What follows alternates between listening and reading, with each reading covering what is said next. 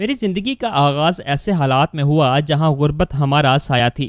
ہم ایک چھوٹے سے گاؤں میں کچے مکان میں رہتے تھے، جس کی دیواریں بارش میں بہہ جاتیں اور چھت سے پانی ٹپکنے لگتا۔ میرے والد مزدوری کرتے، مگر آمدنی اتنی کم تھی کہ 2 وقت کی روٹی بھی مشکل سے نصیب ہوتی۔ اکثر رات کو کھانا نہ کھانے پر ماں بچوں کو کہتی، بیٹا آج صبر کر لو، کل اللہ آسانی کرے گا۔ ہم خشک روٹی کے ساتھ سرخ مرچ کھا لیتے اور اسے شکر سمجھتے۔ کپڑے ہمیشہ پرانے اور پھٹے ہوتے، کبھی کسی کے دیے ہوئے کپڑے پہن لیتے۔ اسکول جانے کا خواب بھی غربت کی چکی میں پس کر ختم ہو گیا۔ میرے لیے بچپن کھیل کود سے زیادہ بھوک، تنگی اور ذمہ داریوں میں گزرا۔ غربت کا یہ سلسلہ میرے خون میں جیسے شامل ہو گیا تھا۔ میری کم عمری میں ہی مجھ پر کام کا بوجھ ڈال دیا گیا۔ صبح سویرے ماں مجھے بازار بھیجتی کہ پانی بیچ آؤں یا کسی دکان پر مزدوری کر آؤں۔ دھوپ میں ننگے پاؤں چلتے چھوٹے چھوٹے سکے کما کر شام کو واپس آتا۔ کبھی بٹے پر اینٹیں اٹھاتا، کبھی کسی چھوٹے کاریگر کے ساتھ مزدور بن جاتا۔ کھیلنے والے دوسرے بچوں کو دیکھتا تو دل میں ایک درد سا اٹھتا، مگر گھر میں بہن بھائیوں کے بھوکے چہروں کا خیال مجھے پھر کام پر لگا دیتا۔ غربت نے مجھے وقت سے پہلے بڑا کر دیا تھا۔ وقت گزرتا گیا اور میں جوانی میں داخل ہو گیا۔ والد کی صحت مزید خراب ہو گئی اور گھر کا سارا بوجھ میرے کندھوں پر آ گیا۔ 5 بہن بھائی، بیمار ماں اور قرض میں ڈوبا گھر، یہ سب میری ذمہ داری بن کے۔ دن بھر دھوپ میں پسینے سے شرابور ہو کر کام کرتا اور رات کو تھکن کے باوجود اگلے دن کی فکر میں نیند نہ آتی۔ محلے والے اکثر کہتے یہ لڑکا محنتی ہے، اللہ اسے نوازے گا، مگر حالات میں کوئی بڑی تبدیلی نہ آئی۔ ماں نے ایک دن کہا کہ بیٹا تم اب جوان ہو گئے ہو، تمہاری شادی کر دیتے ہیں تاکہ کوئی تمہارا سہارا بن سکے۔ میں نے پہلے انکار کیا کہ ابھی حالات ٹھیک نہیں، مگر ماں کے اصرار پر راضی ہو گیا۔ میری شادی ایک سادہ مگر نیک لڑکی سے ہوئی جو جانتی تھی کہ میں غریب ہوں۔ شادی کے دن کوئی خاص رسم نہ ہوئی، نہ زیور نہ جہیز، مگر بیوی نے صبر اور محبت سے میرا ساتھ قبول کیا۔ شادی کے بعد میں نے سوچا کہ زندگی آسان ہو جائے گی، مگر ذمہ داریاں اور بڑھ گئیں۔ بیوی گھر کو سنبھالتی، میں دن بھر کام کرتا۔ گھر کا کرایہ، کھانے پینے کا خرچ اور روزمرہ کی ضروریات پوری کرنے کے لیے مجھے مزید محنت کرنا پڑی۔ ہم خوش تو تھے، مگر زندگی کی مشکلات ہمیں ہر دن نئے امتحان میں ڈال دیتی۔ شادی کے کچھ عرصہ بعد اللہ نے ہمیں بیٹے کی خوشخبری دی۔ باپ بننے کی خوشی الفاظ میں بیان نہیں کی جا سکتی۔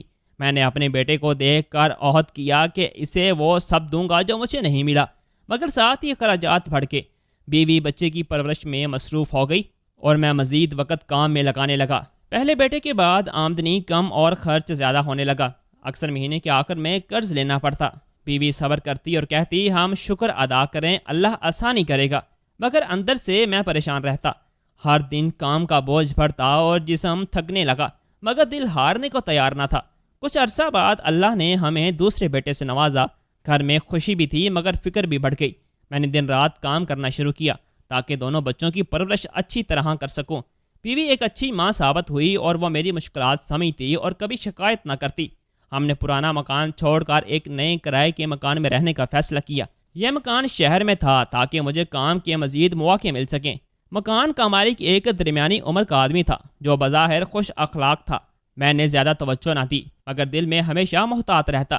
گھر کے اخراجات، بچوں کی ضروریات اور کرایہ، یہ سب بڑھتا گیا۔ آمدنی کم اور اخراجات زیادہ۔ میں نے دوستوں اور رشتہ داروں سے قرض لینا شروع کیا۔ قرض کا بوجھ بڑھتا گیا اور مجھے لگنے لگا کہ اب کوئی بڑا قدم اٹھانا پڑے گا۔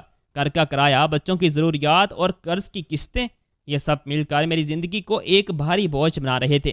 دن رات محنت کرنے کے باوجود پیسے ہمیشہ کم پڑتے۔ میں صبح سویرے مزدوری کے لیے نکلتا اور شام کو تھکا ہارا لوٹتا۔ بیوی مجھے پانی دیتی اور خاموشی سے میرے چہرے پر پڑی پریشانی کو محسوس کرتی۔ کبھی کبھار میں سوچتا کہ اگر میں پڑھا لکھا ہوتا تو زندگی کچھ بہتر ہوتی، مگر وقت کو پیچھے لے جانا ممکن نہ تھا۔ غربت نے ہمارے خواب چھین لیے تھے، مگر امید باقی تھی۔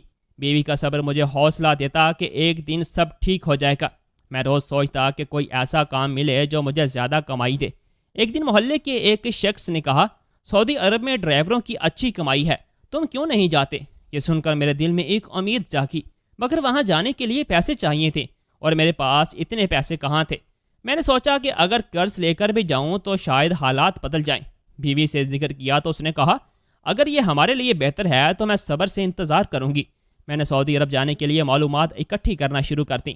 پاسپورٹ، ویزا اور ٹکٹ کے لیے بڑی رقم چاہیے تھی۔ میں نے دوستوں سے قرض لیا اور کچھ سامان بیچ دیا۔ بیوی نے اپنے زیور بھی بیچ دیے تاکہ میرا خواب پورا ہو سکے۔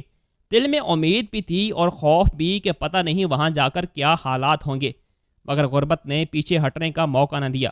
بیوی نے میری ہمت بڑھائی۔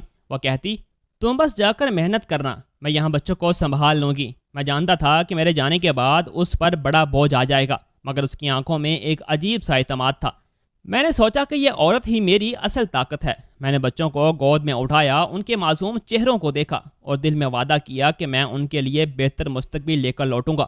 آخر کار وہ دن آ گیا جب میں سعودی عرب جانے کے لیے تیار تھا۔ میں نے بیوی اور بچوں کو الوداع کہا۔ بیوی کی آنکھوں میں آنسو تھے مگر ہونٹوں پر مسکراہٹ تھی۔ اس نے کہا، اللہ تمہیں کامیاب کرے۔ میں نے دل میں دعا کی سب کچھ ٹھیک ہو۔ جہاز میں بیٹھتے وقت میرا دل دھڑک رہا تھا۔ یہ پہلا موقع تھا کہ میں اپنے وطن سے باہر جا رہا تھا۔ سعودی عرب پہنچ کر مجھے ٹرک ڈرائیور کی نوکری ملی۔ یہ کام مشکل تھا مگر تنخواہ اچھی تھی۔ میں نے دل میں شکر کیا کہ اب میں اپنے گھر کا قرض اتار سکوں گا۔ میں نے بیوی کو فون کیا، وہ خوش ہوئی اور کہا کہ بچے تمہیں یاد کرتے ہیں۔ میں نے کہا جلد ہی ہم سب خوشحال ہو جائیں گے، مگر مجھے یہ خبر نہ تھی کہ میری زندگی کا سب سے بڑا طوفان آنے والا ہے۔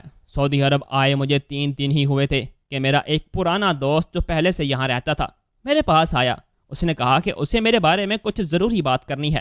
اس کے چہرے پر سنجیدگی تھی۔ میں نے پوچھا کیا ہوا؟ وہ کچھ دیر خاموش رہا، پھر کہا، تمہارے پاکستان میں حالات کچھ ٹھیک نہیں۔ میرا دل دھڑکنے لگا۔ میں نے کہا کیا مطلب؟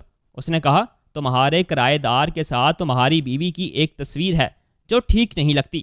دوست نے مجھے اپنے فون پر تصویر دکھائی۔ تصویر میں میری بیوی اور کرایہ دار ایک شادی کی تقریب میں ساتھ بیٹھے تھے۔ میں نے جیسے زمین کھسکتی محسوس کی۔ میرے دل میں شک کا بیج بویا جا چکا تھا۔ میرے ذہن میں سوالوں کا طوفان آ گیا۔ کیا یہ وہی عورت ہے جس پر میں نے اپنی زندگی کا بھروسہ کیا؟ کیا میرے بچے بھی میرے نہیں؟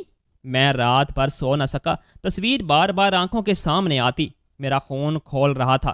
میں نے سوچا کہ ابھی کے ابھی پاکستان واپس چلا جاؤں، مگر میں جانتا تھا کہ میں نے بڑی مشکل سے سعودی عرب آنے کا قرض اتارا تھا۔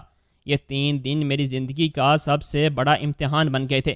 میں نے فیصلہ کیا کہ میں ہر قیمت پر واپس جاؤں گا اور حقیقت معلوم کروں گا۔ میں نے نوکری چھوڑ دی، ٹکٹ خریدا اور بیوی کو کچھ نہ بتایا۔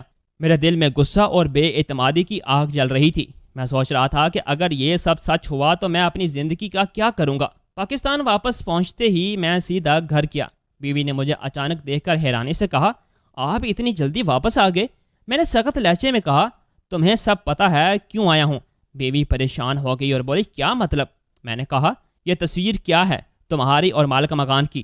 بیوی نے روتے ہوئے کہا، میں قرآن پر ہاتھ رکھ کر کہتی ہوں، میرا اس آدمی کے ساتھ کوئی تعلق نہیں۔ وہ ایک شادی کی تقریب میں آیا اور اس نے تصویر بنا لی، مجھے پتہ بھی نہیں چلا۔ میں نے کہا، جب تمہیں معلوم تھا کہ وہ گندی نیت کا ہے تو مجھے کیوں نہیں بتایا؟ وہ بولی، میں ڈرتی تھی کہ اگر بتا دوں گی تو تم مجھے چھوڑ دو گے۔ میں نے بیوی کی بات پر بظاہر یقین کر لیا کیونکہ وہ قرآن پر ہاتھ رکھ چکی تھی، مگر میرے دل میں شک کا بیج بویا جا چکا تھا۔ جب بھی میں اپنے بچوں کو دیکھتا تو دل میں خیال آتا کہ پتہ نہیں یہ میرے ہیں یا نہیں۔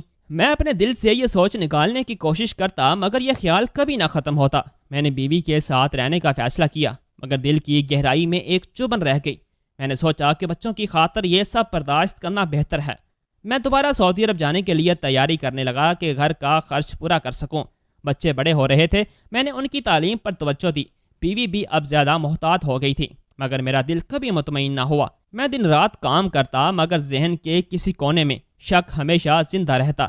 جب میں سعودی عرب میں ہوتا تو بیوی کی یاد آتی مگر ساتھ ہی شک کا وہی پرانا خیال بھی آ جاتا۔ میں فون پر بیوی سے بات کرتا مگر کبھی دل سے اعتماد واپس نہ آیا۔ بیوی کہتی، میں تمہاری ہوں اور ہمیشہ رہوں گی، مگر میرے دل میں ایک دیوار کھڑی تھی۔ سال گزرتے گئے، میں نے قرض اتارا اور گھر کا کرایہ بھی وقت پر دینے لگا۔ بچوں نے پڑھائی مکمل کر لی مگر میرے دل کا بوجھ کم نہ ہوا۔ میں اکثر رات کو جاگتا اور سوچتا کہ کیا میرا شک صحیح تھا یا غلط۔ میں نے بیوی سے ایک دن کہا، اگر تمہارا دامن صاف ہے تو مجھے مطمئن کرو۔